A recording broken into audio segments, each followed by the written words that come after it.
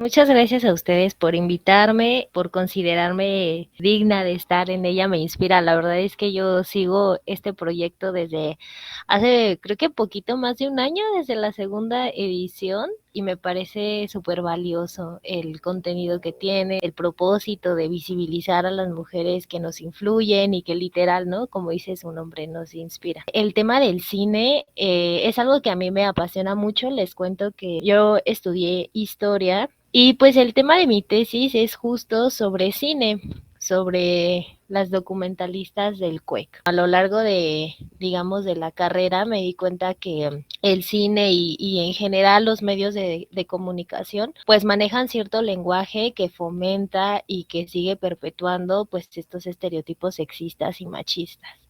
Y que es bien interesante cómo pues los medios de comunicación y todos estos mensajes que nos lanzan se van interiorizando en la sociedad y se van normalizando, y por eso justo cuando de repente una feminista pues alza la voz y empieza a hablar de la sexualización de nuestros cuerpos, de la cultura por ejemplo de la pedofilia, de cosas así como sumamente densas, la gente ya la trae que bien normalizada, ¿no? Porque justo pues lo vemos en los medios, ¿no? Y en este caso, pues en el cine. De los propósitos de esta charla, reconocer el cine como creadora de memoria colectiva. Otra de las cosas importantes es cuestionar y visibilizar a las mujeres dentro de esta industria. Y el tercero pues es conocer diferentes herramientas para ver el cine desde una perspectiva distinta. Para empezar, me gustaría platicar con ustedes acerca de la memoria.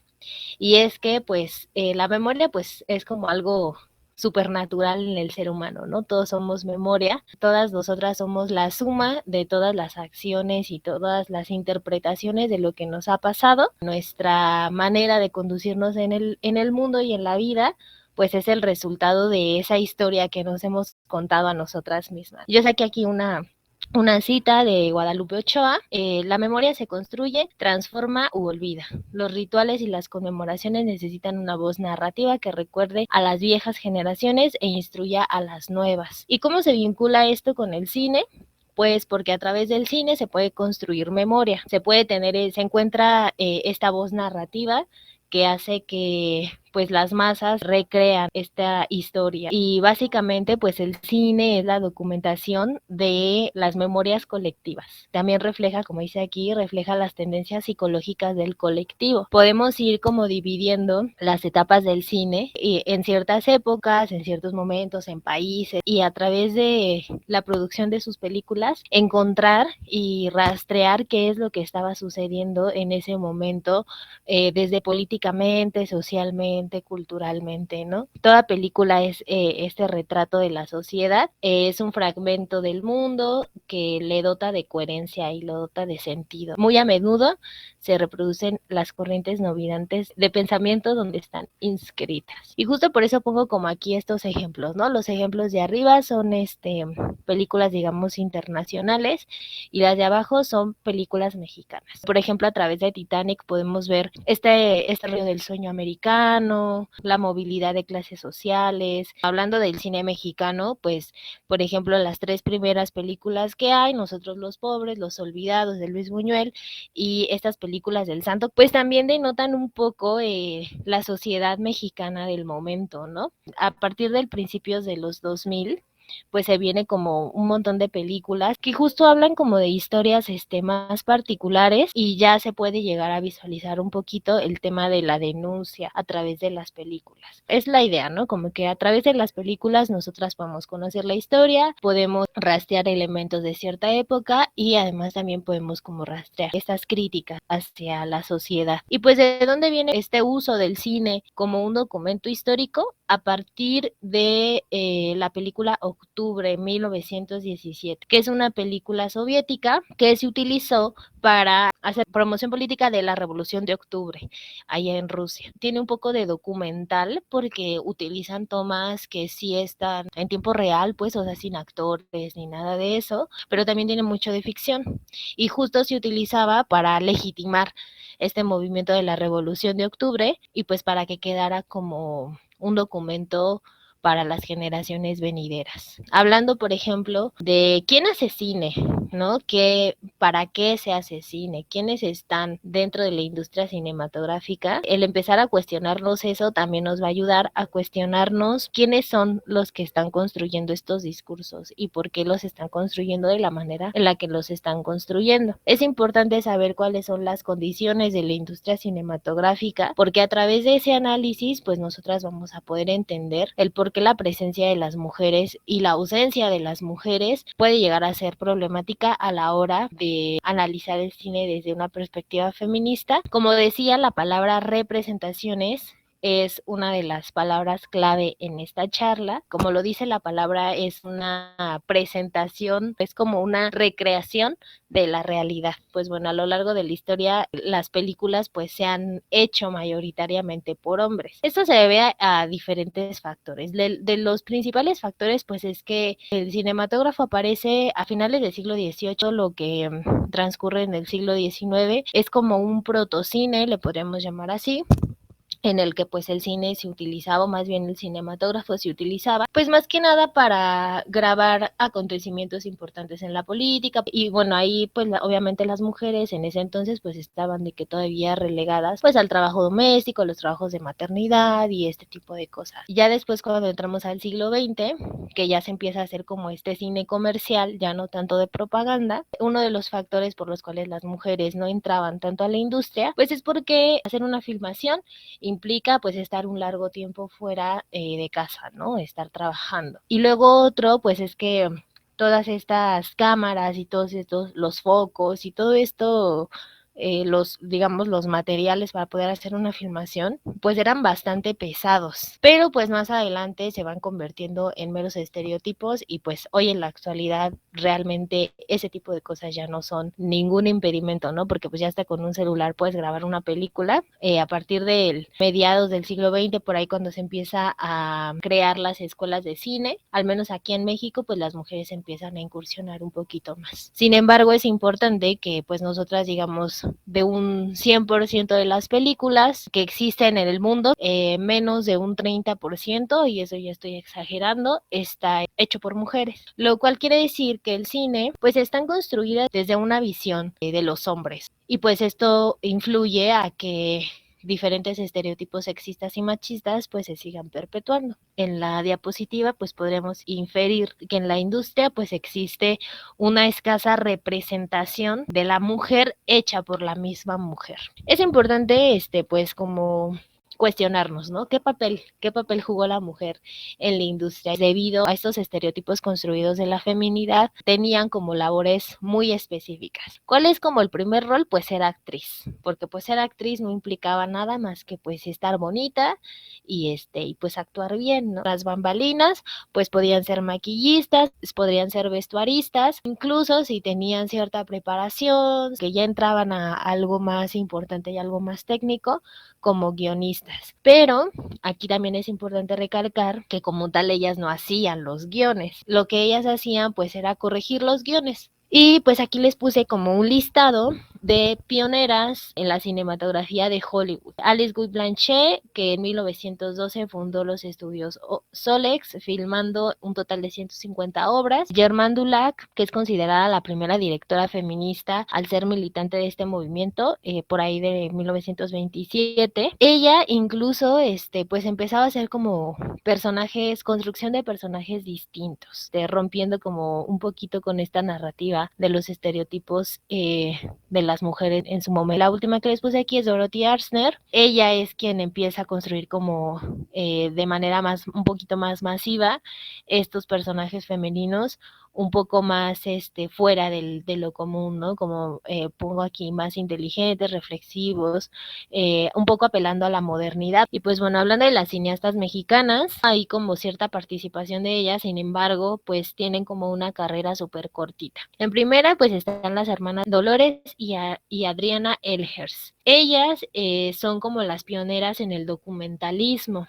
porque empiezan a hacer, por ahí de las primeras décadas del siglo XX, empiezan a hacer diferentes viajes en donde documentan más que nada el tema del petróleo. Ellas fundan este primer laboratorio cinematográfico y pues les digo, como que su especialidad eran los documentales. La segunda es Cándida Beltrán Rendón. Ella lleva a cabo una película que se llama El secreto de la abuela en 1928 y pues les digo, ¿no? De que muchas mujeres tenían como que el papel de todólogas en sus películas. Ella fue directora, productora, guionista y actriz de su película. Pues sí, es una película que tiene implícita una crítica hacia las condiciones de las mujeres, ¿no? Respecto a la virginidad, respecto a la feminidad y respecto a ciertas cosas. Y la siguiente es Mimi Derba. Ella junto con su esposo fundan Azteca Films, que después se va a convertir en lo que ahora es TV Azteca. Ella filma una película que se llama La Tigresa,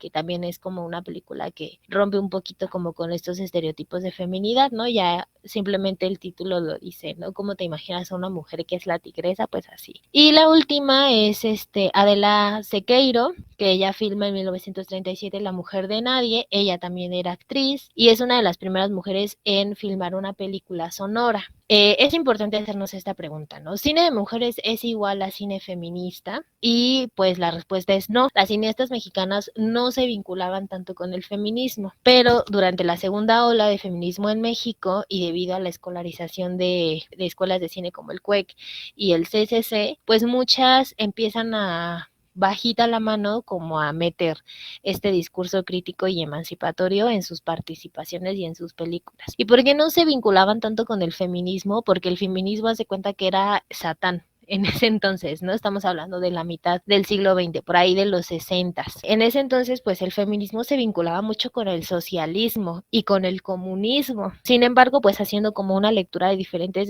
películas producidas como ejercicios fílmicos en el CUECO, en el CCC o ya después películas independientes que ellas hacen, pues podemos llegar a denotar que tienen como esta ruptura, ¿no? Esta construcción de personajes un poquito distintos. Y pues bueno, aquí les presento algunas cineastas de esta primera etapa, digamos, de la incursión de las mujeres en el cine, o sea, que ya estudiaron cine, pues, o sea, que ya no nada más eran actrices y cosas así. La pionera de las pioneras, Marcela Fernández Violante, y luego a partir de ahí las demás están así como yendo al sentido de las manecillas del reloj.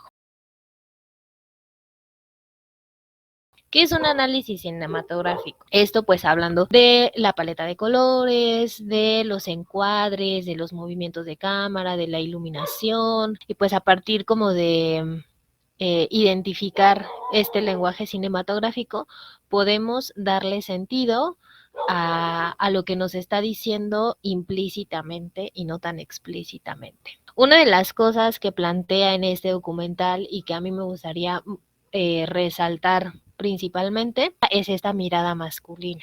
Y pues bueno, que existe una relación entre el lenguaje cinematográfico y las opresiones sexistas hacia las mujeres. En el cine pues generalmente se representa a las mujeres como objeto y no como sujeto, dándole prioridad al espectador masculino. ¿Y cómo podemos identificar que a quien se le está dando prioridades al espectador masculino? Pues porque las mujeres son un elemento más que desarrolla al personaje masculino. Por ejemplo, una de los elementos para el lenguaje cinematográfico son los encuadres. ¿Cómo está la puesta en cámara, no? Que también se le llama así. La puesta en cámara o el encuadre sirve para construir subjetivamente un punto de vista hacia el espectador y tú puedes llegar a empatizar con uno o con otro personaje. Por ejemplo, muchas de las películas están vistas desde el punto de vista de los hombres. Este tipo de encuadres en donde el hombre es el que trae, digamos que es como un encuadre subjetivo, se le puede llamar así, en donde la cámara funge el papel de el actor para que el espectador hombre se identifique. Entonces es importante como hablar de los encuadres porque pues es los puntos de vista del cómo se objetiviza a través de el cuerpo de las mujeres a través de los encuadres. Y luego está el movimiento de cámara. Al hacer movimiento pues también tiene como el propósito de que el espectador ponga su atención una cosa. Los movimientos de cámara panorámicos, por ejemplo, son importantes como para dar literal el panorama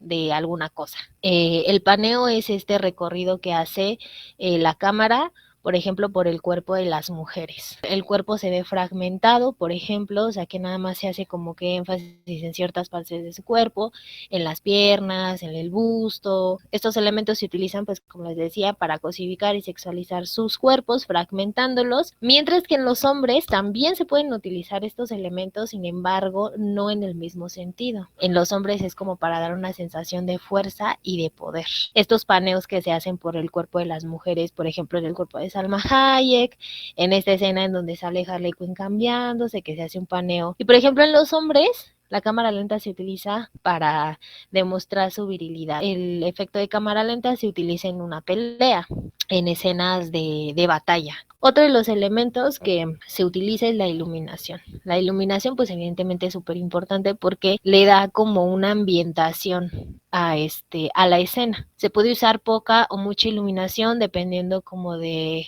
qué estado de ánimo quieres transmitir. Sin embargo, pues analizando como diferentes películas, podemos alcanzar a denotar que en los hombres muy generalmente se utiliza la iluminación 3D, digamos de todos los puntos panorámicos que tiene un personaje, se le ilumina para que haya como este juego de luces y sombras, dando carácter a sus facciones, como que denotando su expresión. Sin embargo, en las mujeres se utiliza la iluminación 2D, que es literal, haz de cuenta que les ponen un foco así, que les superilumina la cara, y esto se utiliza para no resaltar pues estas arrugas o ángulos asimétricos. Pues podemos ver iluminación 3D en los hombres en estas como diferentes escenas, ¿no? Estos recursos de la iluminación se llevan utilizando de que años, años, años, años y casi nunca ha cambiado. Sin embargo, pues en las mujeres podemos llegar a denotar que este tipo de iluminación pues es básicamente inexistente porque pues una mujer siempre se tiene que ver bien, ¿no? Que siempre se tiene que ver joven. Ahora, la posición narrativa. No sé si pues vieron ahí que en el documental pone como un triangulito, que las mujeres son objeto y no sujeto. Son representadas generalmente como seres pasivos que responden o están como atenidas la acción que lleva el hombre. Aún siendo ellas las protagonistas, se les representa como parte de estas fantasías masculinas. Cuando una está acostumbrada a verse a través, literal, a través de los ojos de otro, pues entonces empiezas a cosificarte y a objetivizarte a ti misma. En esta posición narrativa, las mujeres tenemos como que el máximo poder de las mujeres es siempre la belleza. Y lo podemos ver, por ejemplo, en las películas de las princesas, bueno, en las viejitas, o en ciertas películas en las que la mujer es importante en cuanto a que despierte las pasiones de los hombres.